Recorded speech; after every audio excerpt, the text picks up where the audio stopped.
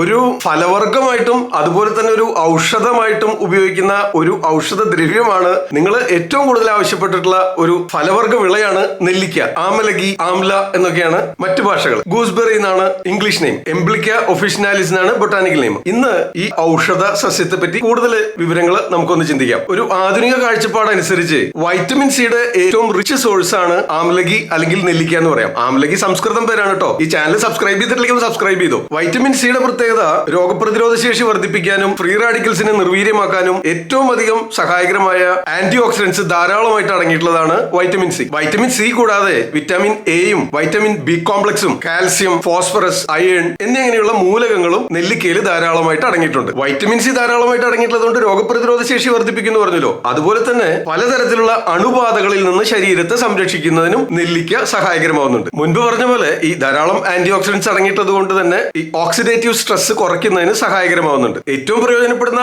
മറ്റൊരു സവിശേഷ ഗുണമാണ് അത് ദഹനത്തെ മെച്ചപ്പെടുത്താനായിട്ട് സഹായിക്കുന്നു. അസിഡിറ്റി, മലബന്ധം, ദഹനക്കേട് എന്നിങ്ങനെയുള്ള പലതരത്തിലുള്ള ദഹന സംബന്ധമായ പ്രശ്നങ്ങൾ പരിഹരിക്കുന്നതിന് സഹായകരമാവുന്നുണ്ട് പതിവായിട്ട് നെല്ലിക്ക കഴിക്കുന്നത്. അതുപോലെ തന്നെ മറ്റൊരു പ്രയോജനമാണ് മുടിയുടെ വളർച്ചയ്ക്ക് സഹായകരമായ ഘടകങ്ങൾ ഇതിൽ അടങ്ങിയിട്ടുണ്ടെന്ന് ആധുനിക പഠനങ്ങൾ കണ്ടുപിടിക്കപ്പെട്ടിരിക്കുന്നു. അതുകൊണ്ട് തന്നെ മുടി കൊഴിച്ചിൽ നിയന്ത്രിക്കുന്നതിനും അകാല നര തടയുന്നതിനും സഹായകരമാവുന്നുണ്ട്. അതുകൊണ്ടാണ് മിക്കപ്പോഴും നിങ്ങൾ പരസ്യങ്ങൾ ശ്രദ്ധിക്കപ്പെട്ടിട്ടുണ്ടാവും. പലതരത്തിലുള്ള ഷാമ്പുകളും ഹെയർ ഓയിലുകളും ഒക്കെ തയ്യാറാക്കുമ്പോൾ അതിൽ നെല്ലിക്ക ഒരു പ്രധാന ഘടകമായിരിക്കും. കാരണം മുടി വളർച്ചയ്ക്ക് സഹായകരമാവുന്നുണ്ട്, അകാല നിര തടുക്കാനായിട്ട് സഹായകരമാവുന്നുണ്ട് എന്നുള്ളത് കൊണ്ടാണ് അത്. പതിവായിട്ട് നെല്ലിക്ക കഴിക്കുകയാണെങ്കിൽ രക്തത്തിൽ കൊളസ്ട്രോളിന്റെ അളവ് കുറയ്ക്കുന്നതിനും അതുവഴി ഹൃദ്രോഗ സാധ്യത കുറയ്ക്കുന്നതിനും സഹായകരമാവുന്നുണ്ട്. ഹൃദ്രോഗ സാധ്യത നിങ്ങൾ സംശയിക്കുന്നുണ്ട്, അതല്ലെങ്കിൽ പാരമ്പര്യമായിട്ട് ഹൃദ്രോഗ സാധ്യത ഉണ്ട് എങ്കിൽ തീർച്ചയായിട്ടും പതിവായിട്ട് നെല്ലിക്ക കഴിക്കുന്നത് നന്നായിരിക്കും. ഹൃദയാരോഗ്യത്തെ സംരക്ഷിക്കുന്നതിന് സഹായകരമാണെന്ന് ചുരുക്കം. ഏറ്റവും പ്രധാനപ്പെട്ട മറ്റൊരു സംഗതി രക്തത്തിലെ പഞ്ചസാരയുടെ അളവ്, അതായത് ബ്ലഡ് ഷുഗർ, ഡയബറ്റിസ് നിയന്ത്രിക്കുന്നതിന് സഹായകരമാവുന്ന പല പഠനങ്ങളിലും തെളിയിക്കപ്പെട്ടിട്ടുണ്ട്.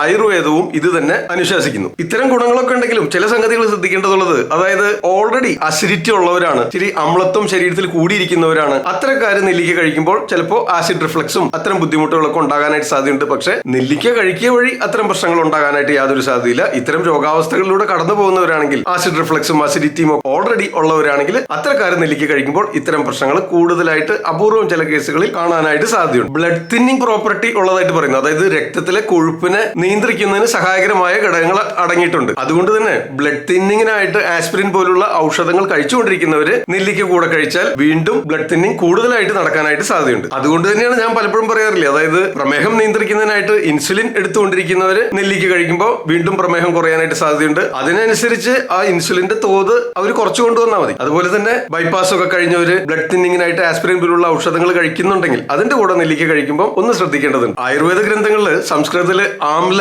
ആംലകി എന്നൊക്കെയാണ് നെല്ലിക്കയെ വിളിക്കുന്നത്. ഇതൊരു രസായന ഔഷധമാണെന്നും ദീർഘായുസ്സും ആരോഗ്യവും മെച്ചപ്പെടുത്തുന്നതിന് സഹായകരമാണെന്നും ആയുർവേദ ഗ്രന്ഥങ്ങളിൽ പറഞ്ഞു വെച്ചിരിക്കുന്നു. ദോഷകർമ്മം പരിശോധിക്കുകയാണെങ്കിൽ വാതദോഷത്തെയും പിത്തദോഷത്തെയും ശമിപ്പിക്കുന്നതിന് സഹായകരമാകുന്നു. അതുപോലെ ശരീരത്തെ തണുപ്പിക്കുന്നതിനും സഹായകരമാകുന്നുണ്ട് നെല്ലിക്കയുടെ പതിവായിട്ടുള്ള ഉപയോഗം. നമ്മൾ നെല്ലിക്കയെ പറ്റിയും നെല്ലിക്ക ചേർത്ത് തയ്യാറാക്കുന്ന ത്രിഫലയെ പറ്റിയും മുൻപ് ചെയ്തിട്ടുള്ള വീഡിയോകളുടെ ലിങ്ക് ഇവിടെ കൊടുക്കാം, നിങ്ങൾക്ക് കയറി കാണാവുന്നതാണ്. എല്ലാവർക്കും ഷെയർ ചെയ്ത് കൊടുക്കുക. ഞാൻ ഡോക്ടർ സേവ്യർ, മറ്റൊരു വീഡിയോയിൽ വീണ്ടും കാണാം. ആദ്യം ആയുർവേദം.